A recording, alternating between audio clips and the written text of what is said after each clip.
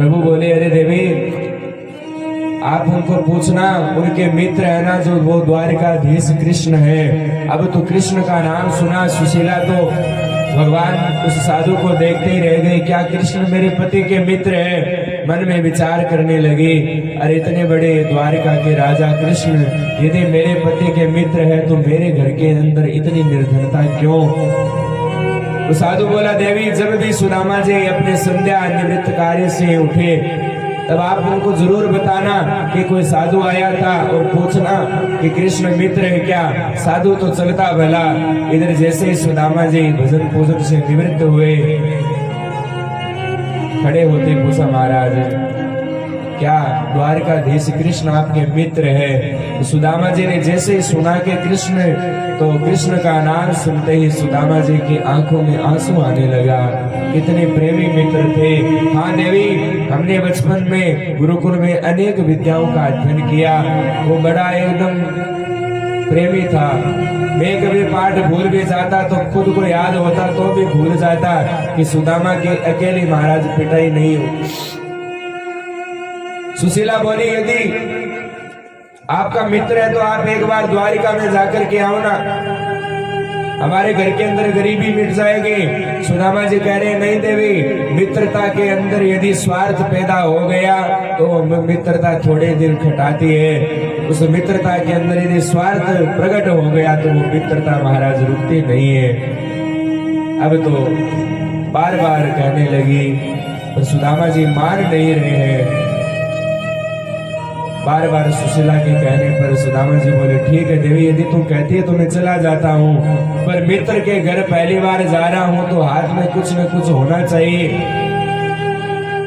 जैसे ही नाम सुना कि कुछ न कुछ पदार्थ, खाद्य पदार्थ होना चाहिए, सुशीला दौड़ी दौड़ी आज एक घर नहीं 4 ब्राह्मणियों के घर सुशीला गई है और 4 ब्राह्मणियों के घर से 4 मुट्ठी चावल लेकर के आई है। या चित्वा चतुरो मुष्टि विप्रान पृथक तंडुला चेल खंडेन तान बद्ध्वा भर्त्रे प्रादारुपायनम।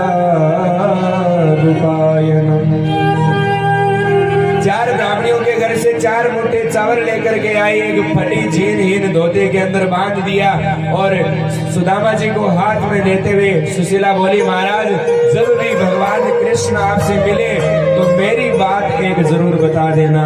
क्या बात? सुशीला अपने भाव में कह रही है, घर की क्या हालात है वो सुशीला शब्दों में वर्णन कर रही है। महाराज, 1 मास 2 पाक में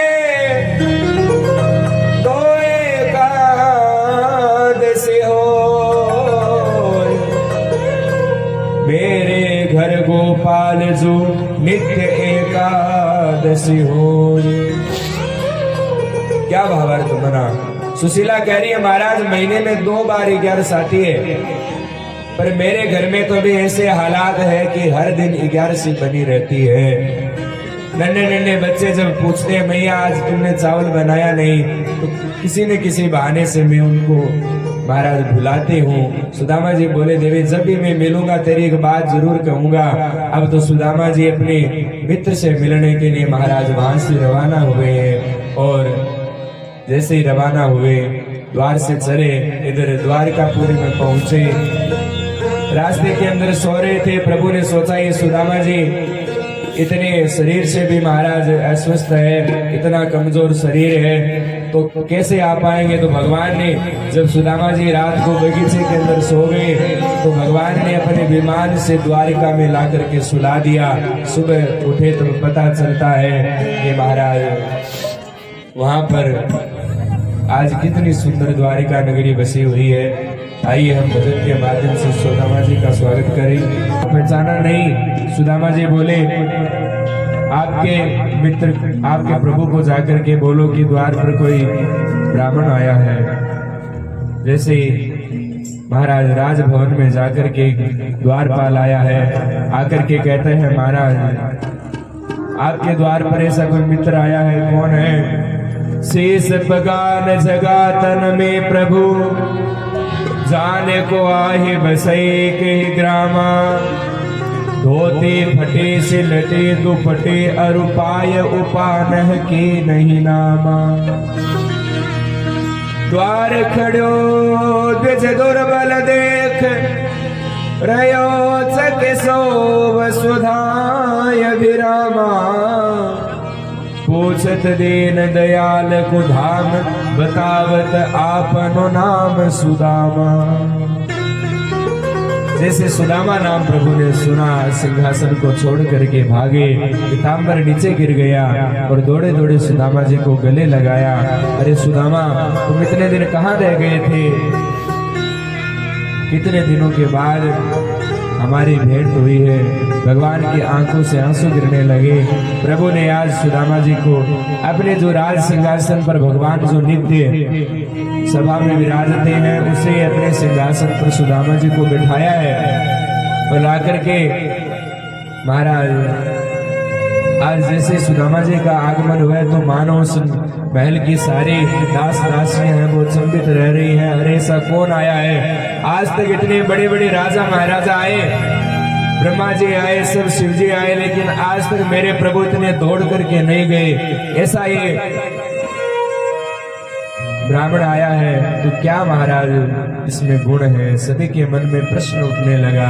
भगवान ने रुक्मणी जी को आदेश दिया, राजभवन के अंदर से जल लेकर के आओ, सुदामा जी के चरण पखारने हैं। और सुखदेव जी कहते, राजन, भगवान को सुदामा जी की हालत देखकर ऐसी दशा हो गई, इतनी दया आई कि पानी लाने से पहले ही भगवान की आंखों से गंगा और यमुना की धारा बहने लगी। ऐसे बेहाल विवाइन सोपग कंटक जाल भ्रमे पुनि जोए। भाय महादुख पायो सखा तुम आए इतेन किते दिन रोए। देख सुदामा के दीन दशा करुणा करके करुणा निधि रोए। पानी परात को हाथ छुयो नहीं, नैनन के जल सो पग धोए। भगवान की आंखों से नेत्रों से गंगा और यमुना की धारा बहने लगी। आज सुखदेव जी कहते, राजन, इस अवधूत ने कौन सा पुण्य किया होगा? रुक्मिणी के मन में बार बार ये प्रश्न उठ रहा है, किमनेन कृतं पुण्यम अवधूतेन भिक्षुणा श्रियाहीनेन लोकेस्मिन् ग्रहीतेनाधवेन च। इस अवधूत ने कौन सा ऐसा पुण्य कमाया है कि मेरे प्राणनाथ जगदीश्वर इनके महाराज चरण कमलों की रज चाहते हैं। बार बार रुक्मिणी के